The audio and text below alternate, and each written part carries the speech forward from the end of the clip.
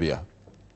Well, I think we have to understand both the nature of this military operation, the covert intelligence behind the rebels, as well as the extensive bombing of civilian infrastructures, residential areas, universities and hospitals, which has taken place in the course of the last few months, and particularly virtually the continuous bombing at night of Tripoli in the course of the last few days. We're talking about 20,000 sorties, 8,000 strike sorties.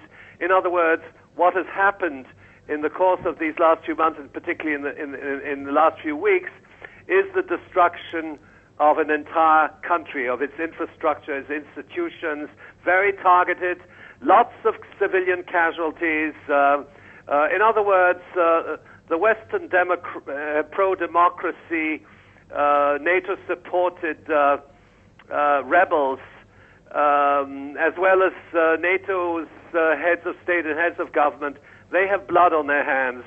They have a lot of blood on their hands because they've killed a lot of men, women, and children. Our correspondent, Mahdi Nazim Roya, has been reporting from the Rixos Hotel.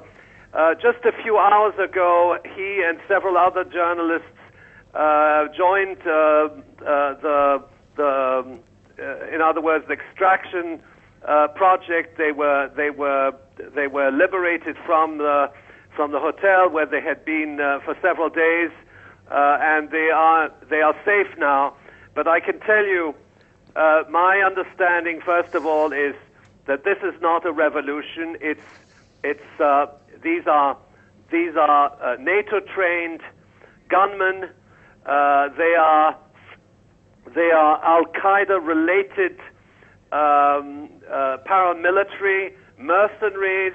They have very little support within civil society in Libya.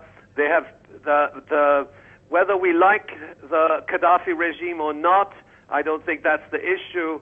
But in fact, the large majority of the population are against the rebellion, and the only thing that sustained the rebellion were the NATO bombings. And these are criminal bombings. Let's state things as they are: violation of international law, actions which are criminal in terms of their consequences, killing children, killing houses of people, and this has been so documented. And what is more, I think what is even more criminal in this process is the fact that this is presented to the media as a humanitarian operation. Realities are turned upside down, and we are told that war is peace, and the lie becomes the truth. Essentially, that's what happened. Okay, we're going to get to that point a little bit.